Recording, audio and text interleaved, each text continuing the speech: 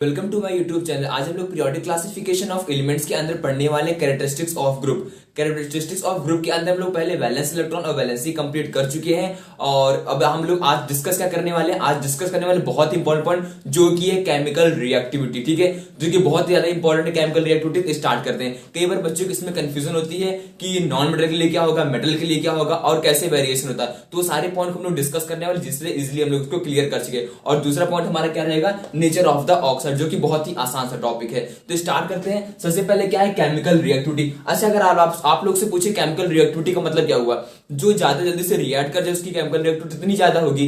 जो जल्दी से रिएक्ट कर जाए, ठीक है, रिएक्ट करने का मतलब कोई भी कंपाउंड आता है उसका तुरंत बॉन्ड का फॉर्मेशन करना, ये रिएक्टिविटी बहुत ही ज्यादा होना, उसकी केमिकल रिएक्टिविटी भी बहुत ही ज्यादा होगी। ठीक है, तो हम लोग डिस्कस करने वाले मेटल के लिए अलग से होती है और नॉन मेटल की दूसरी होती है। तो सबसे पहले हम लोग मेटल्स की बात करने वाले हैं। ठीक है, तो हम मेटल के लिए लिखते हैं फर्स्ट ग्रुप का एलिमेंट कौन कौन से होते हैं वो लिख देते हैं हम लोग यहां पर। ठीक है, ये हो गया फर्स्ट ग्रुप का एलिमेंट। कौन सा हो गया, lithium, sodium, potassium, rubidium, caesium और फ्रांसियम। कौन कौन सा है, Li मतलब लिथियम, Na मतलब होगा सोडियम, K का मतलब हो गया पोटेशियम, Rb मतलब हो गया रुबिडियम, Cs सीजियम और Fr मतलब हो गया फ्रांसियम। हमने क्या बताया था, आप लोगों को पुराना पॉइंट भी याद रखना है कि ऊपर से नीचे जाने पर, ऊपर से जब नीचे आते हैं तो नंबर ऑफ सेल जो होती है वो बढ़ती है। इसके पहले लेक्चर हमने बताया था, अगर वो सेल बढ़ रही है इसका मतलब क्या हो रहा है, साइज बढ़ रही है। ठीक है, तो ऊपर से नीचे आने पर क्या होगा, ऊपर से नीचे आने पर साइज इंक्रीजेस। ठीक है, साइज इंक्रीजेस। अब समझना, थोड़ा सा कॉन्सेप्चुअल है, थोड़ा सा समझना। यहाँ पे क्या होगा, अगर ऊपर से नीचे पर साइज बढ़ रही है, ठीक है, तो साइज बढ़ेगी जैसे मान लो न्यूक्लियस बीच में साइड साइड में क्या है, एटॉमिक ऑर्बिटल है। हमारा न्यूक्लियस कहां पर है, न्यूक्लियस मान लेते हैं यहाँ पर हमारे पास न्यूक्लियस है और साइड साइड में क्या है, ऑर्बिटल इस तरीके से है। जैसे मान लेते हैं यहाँ पर दो ऑर्बिटल से हमारे बीच वाला न्यूक्लियस। ठीक है, ये न्यूक्लियस हमारे पास दो ऑर्बिटल है, ये हमने किसके लिए, लिथियम के लिए बनाया हुआ। ठीक है, लिथियम के लिए क्या होता है, यहाँ पर दो इलेक्ट्रॉन हो गए इस तरीके से और आउटरमोस्ट में एक टोटल नंबर ऑफ 3 इलेक्ट्रॉन्स होते हैं लिथियम में। ठीक है, जैसे हम लोग ऊपर से नीचे आ रहे हैं, मान लो हम सोडियम में आ गए तो सोडियम में क्या होगा, एक और सेल बढ़ जाएगा।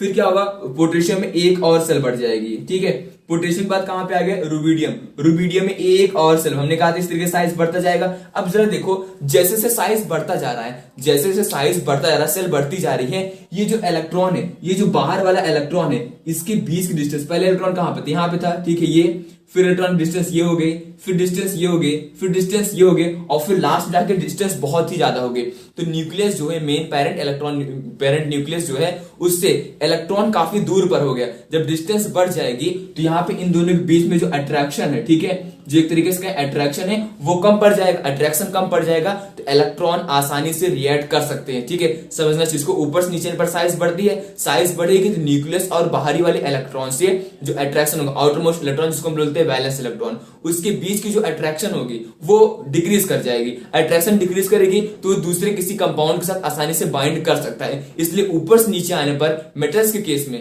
केमिकल रिएक्टिविटी बढ़ती है। ठीक है, तो ऊपर से नीचे आने, अगर हम ऊपर से नीचे आ रहे हैं तो केमिकल रिएक्टिविटी जो होगी वो इंक्रीज करेगी। तो सीजियम, फ्रांसियम की बात करें, फ्रांसियम तो रेडियो एक्टिव होता है, रेडियो एक्टिव, तो यहां पे हम लोग सीजियम की बात करेंगे। इसकी केमिकल रिएक्टिविटी जो होगी वो सबसे ज्यादा होगी। ठीक है, मोस्ट रिएक्टिव हम लोग यहां पर बोल सकते हैं, मोस्ट रिएक्टिव होगा। ठीक है, और लिथियम की बात करें ये कैसा होगा, लीस्ट रिएक्टिव होगा। क्यों, क्योंकि इसमें इसके पास क्या है, इसके पास 3 ही इलेक्ट्रॉन है, एक न्यूक्लियस के पास 2 में है और एक बाहर में है। ठीक है, एक अगली वाली सेल में है, तो अट्रैक्शन बहुत ज्यादा है। ठीक है, लेकिन जैसे नीचे बढ़ते होगा अट्रैक्शन वीक हो जाएगा, क्योंकि साइज बढ़ेगा तो अट्रैक्शन वीक होगा। जब अट्रैक्शन वीक हो जाएगा तो वो कहेगा ठीक है तुम फ्री हो गए हो, इलेक्ट्रॉन आसानी से वहां से बाहर निकल जाएगा। अच्छा, समझना इस चीज को ध्यान से। जैसे मान लो कोई कुछ बच्चे अपने पेरेंट्स साथ रहते हैं, ठीक है, अपने पेरेंट्स साथ रह रहे हैं तो बिल्कुल पास में है, तो वहां पे उनके फोर्स ऑफ अट्रैक्शन जो पेरेंट्स का एक तरीके से जो पेरेंट्स का अट्रैक्शन वो बच्चे के प्रति बहुत ज्यादा है। कोई बच्चा बहुत दूर रह रहा है, ठीक है, तो पेरेंट्स नहीं देख पा रहे ना बच्चा क्या कर रहा है, तो बच्चा बिल्कुल समझ लो तरीके से फ्री है, वो केमिकल रिएक्टिविटी कर सकता है, मतलब कि इधर उधर हो सकता है, फ्री हो सकता है, यहां से वहां जाना, लेकिन पेरेंट्स को पता नहीं चलेगा। वैसे समझना, यहाँ पर न्यूक्लियस है, न्यूक्लियस जब इलेक्ट्रॉन दूर हो गया तो जो अट्रैक्शन है दोनों के बीच का वो डिक्रीज कर गया, और जब अट्रैक्शन वीक कर गया तो जो बाहर वाला इलेक्ट्रॉन है जो न्यूक्लियस से काफी दूर पर है वो दूसरे एटम से रिएक्ट कर सकता है और नए बॉन्ड का फॉर्मेशन भी कर सकता है। ठीक है, तो वो चीज उसके लिए और ही ज्यादा आसान हो जाएगी। अगर ये कॉन्सेप्ट समझ में आ गया तो केमिकल रिएक्टिव में फिर कुछ नहीं रखा गया। ठीक है, अब हम लोग नॉन मेटल्स के लिए भी बात कर लेते हैं कि नॉन मेटल्स में कैसे वेरिएशन होता है। ठीक है, तो नॉन मेटल्स में क्या होता है, इलेक्ट्रोनेगेटिविटी आनी चाहिए। सबसे अच्छा तरीका है फाइंड आउट करने का रिएक्टिविटी कि आप लोग को अगर इलेक्ट्रोनेगेटिविटी आ रही है तो समझो क्वेश्चन आसानी से हो जाएगा। ठीक है, तो बात कर लेते हैं हम लोग नॉन मेटल्स में कैसे केमिकल रिएक्टिविटी वेरिएट करती है। तो बात करने वाले हम लोग नॉन मेटल्स के लिए। ठीक है, नॉन मेटल्स के लिए नॉन मेटल हमने ऑर्डर बताया था, हमने कहा था फ्लोरीन वाला हम लोग 17th ग्रुप एलिमेंट ले लेते हैं, फ्लोरीन, क्लोरीन, ब्रोमीन, आयोडीन। ठीक है, यहां से ले लेते हैं, थोड़ा समझ में आ जाएगा।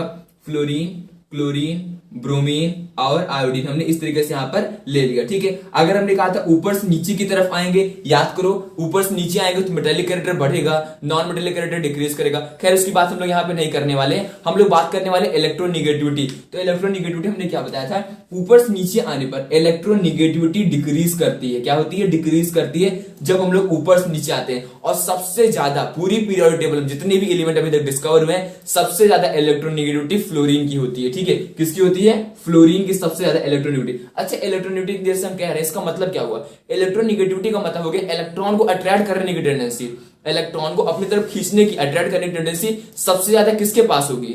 ठीक है, जिसकी इलेक्ट्रोनिगेटिविटी ज्यादा होगी, मतलब इसमें सबसे ज्यादा इलेक्ट्रोनिगेटिविटी किसकी, फ्लोरीन की है। तो फ्लोरीन की इलेक्ट्रॉन अट्रैक्ट करने वाली टेंडेंसी बहुत ही ज्यादा होगी। और ये सब क्या है, नॉन मेटल है, और नॉन मेटल का काम ही होता है ना इलेक्ट्रॉन को अट्रैक्ट करना। जो जितना ज्यादा तेजी से इलेक्ट्रॉन को अट्रैक्ट करेगा वो उतना ही ज्यादा इलेक्ट्रोनेगेटिव होगा और उसकी केमिकल रिएक्टिविटी भी उतनी ही ज्यादा होगी। ठीक है, इस चीज को समझना, जिसकी इलेक्ट्रोनेगेटिविटी ज्यादा होगी मतलब वो इलेक्ट्रॉन को उतनी तेजी से अट्रैक्ट कर रहा है, और जितनी तेजी से वो इलेक्ट्रॉन को अट्रैक्ट करके बॉन्ड का फॉर्मेशन करेगा उतना ही ज्यादा उसकी केमिकल रिएक्टिविटी होगी। तो यहां पर जस्ट उल्टा होता है मेटल्स के कंपैरिजन में। तो मतलब जो हमारा फ्लोरीन होगा, ठीक है, वो मोस्ट रिएक्टिव होगा, मोस्ट रिएक्टिव होगा। केमिकल रिएक्टिविटी सबसे ज्यादा किसकी होगी, फ्लोरीन की होगी अलोंग द ग्रुप। और आयोडीन क्या होगा, आयोडीन होगा हमारा लीस्ट रिएक्टिव। सबसे कम रिएक्टिव कौन सा होगा, आयोडीन होगा। ये चीज समझ में आ गई, क्यों आयोडीन होगा, क्योंकि ऊपर से नीचे आने पर इलेक्ट्रोनेगेटिविटी डिक्रीज कर रही है। जब इलेक्ट्रोनेगेटिविटी डिक्रीज कर जाएगी तो इलेक्ट्रॉन अट्रैक्ट करने की टेंडेंसी कम हो जाएगी, बॉन्ड फॉर्मेशन कम होगा, बॉन्ड फॉर्मेशन नहीं हो पाएगा तो केमिकल रिएक्टिविटी सबसे कम होगी। इसलिए आयोडीन की यहाँ पे सबसे कम रिएक्टिविटी होती है एज कंपेयर टू फ्लोरीन। जिसकी इलेक्ट्रोनेगेटिविटी ज्यादा उसकी रिएक्टिविटी ज्यादा, बस इस चीज को याद रखना है। तो ये हो गया हमारा मेटल्स और नॉन मेटल का इलेक्ट्रोनेगेटिविटी का ऑर्डर, मेटल और नॉन मेटल में किस तरीके से वेरिएशन होता है अलोंग द ग्रुप। अब आते हैं हम लोग nature of the oxide. Oxide मतलब क्या होगा, या तो एसिडिक होगा या फिर बेसिक ऑक्साइड होगा, दोनों में से कोई ना कोई एक ऑक्साइड होगा। हमने क्या बताया था, मेटल क्या फॉर्म करते हैं, सारी बातें याद होनी चाहिए। मेटल फॉर्म करते हैं बेसिक ऑक्साइड, क्या फॉर्म करते हैं, बेसिक ऑक्साइड। नॉन मेटल क्या फॉर्म करते हैं, एसिडिक ऑक्साइड। बस ये चीज आ गया तो समझो पूरा केमिस्ट्री आ गया। मेटल ही हो गया हमारा क्या, बेसिक ऑक्साइड, नॉन मेटल क्या हो गया, एसिडिक ऑक्साइड। ठीक है, एसिडिक ऑक्साइड। तो अगर हम बात करें ग्रुप्स की, अलोंग द ग्रुप क्या होगा, पूरा मेटल होगा। अलोंग द ग्रुप क्या होगा, इधर साइड अगर 17 ग्रुप की बात करें पूरा नॉन मेटल होगा। तो मतलब कि ऊपर से नीचे ऐसा कोई वेरिएशन नहीं होता है। एसिडिक ऑक्साइड एसिडिक ही रहेगा, बेसिक है तो बेसिक ऑक्साइड रहेगा। तो याद रखना है अलोंग द ग्रुप ऑक्साइड का कोई भी वेरिएशन नहीं होता। अगर वो एसिडिक ऑक्साइड का ग्रुप है तो वो पूरा का पूरा एसिडिक ही रहेगा, अगर वो बेसिक ऑक्साइड का है तो बेसिक ही रहेगा। कैसे पहचानेंगे एसिडिक है बेसिक, अगर मेटल है तो मेटल है तो क्या होगा, बेसिक ऑक्साइड होगा, नॉन मेटल है तो एसिडिक ऑक्साइड हो गया। ये हो गया हमारा केमिकल रिएक्टिविटी और नेचर ऑफ द ऑक्साइड।